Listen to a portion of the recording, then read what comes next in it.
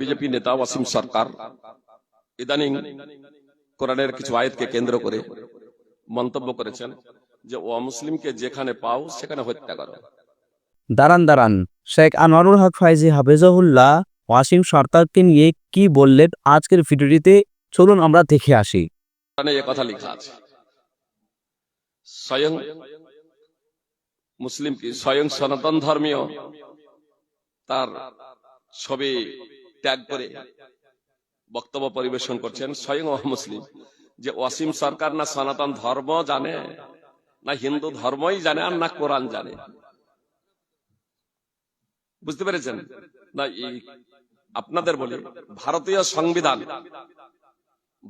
সংবিধান ধর্ম পালন করার স্বাধীনতা দিয়েছে না দেয়নি? কি বলছেন? ধর্ম পালন করার স্বাধীনতা দিয়েছে। কোরআনে কি আছে না আছে এটা না জেনে দিয়ে দিয়েছেন। আসলে অসীম সরকার নিজের অজ্ঞতা এবং মূর্খতার পরিচয় দিয়েছেন।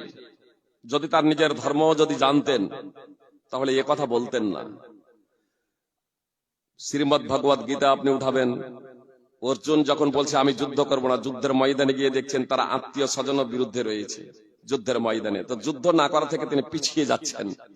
তখন কৃষ্ণ বলেছিলেন অর্জুনকে, ক্লৈ ব্যাং মা সগম, যুদ্ধ না করা তো ধর্মের কথা নয়, যুদ্ধ না করা ধর্মের কথা নয়। যে কেন্দ্রীয় গোয়েন্দা অফিসে স্বয়ং ডিএসপির সামনে যখন আমাদেরকে জিজ্ঞেস করেছিলেন, আমার বাম পাশে মাস্টার আবু ফাইসাল সালমান আলিমান মিশরের ডিরেক্টর বসে আছেন, তিনি সেদিন উপস্থিত ছিলেন। আরো এক মাস্টার ছিলেন, মাস্টার বশির, 5 গ্রামের মারা গেছেন, আল্লাহ তাআলা তাকে জান্নাত নসিব করুন।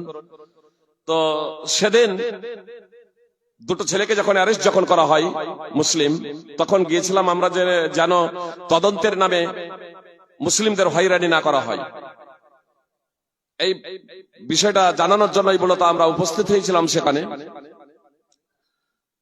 তখন আমাদেরকে জিজ্ঞেস করেছিলেন, আপনারা জিহাদে বিশ্বাস করেন?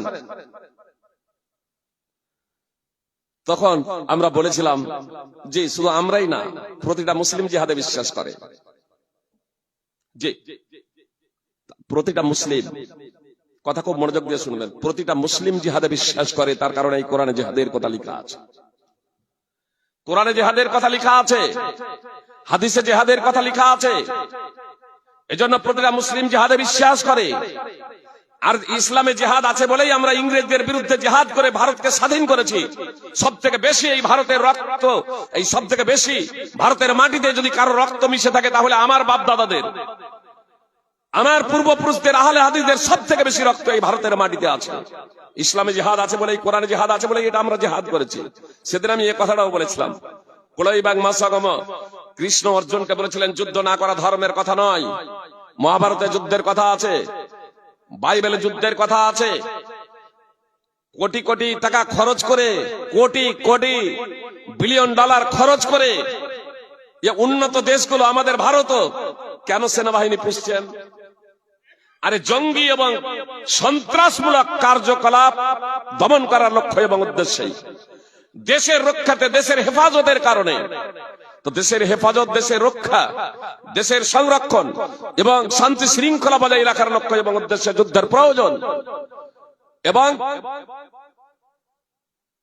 যুদ্ধের প্রয়োজন তো জিহাদ, আমি সেদিন জিহাদটাকে খুব সংক্ষেপে বলি, জিহাদটাকে আমি বলেছিলাম একজন দক্ষ সার্জনের সার্জারির মতো। ব্লেডে যদি আঁচড় যদি কেউ যদি কাটে তাহলে এটা অপরাধ। সাধারণ মানুষ যদি ব্লেডে যদি দাগ দিয়ে ও যদি দেয় শরীরে তাহলে এটা অপরাধ। কিন্তু একজন দক্ষ সার্জনের কাছে গিয়ে আপনি অঙ্গ কেটে বাদ দিয়ে দিবেন, তবু আরো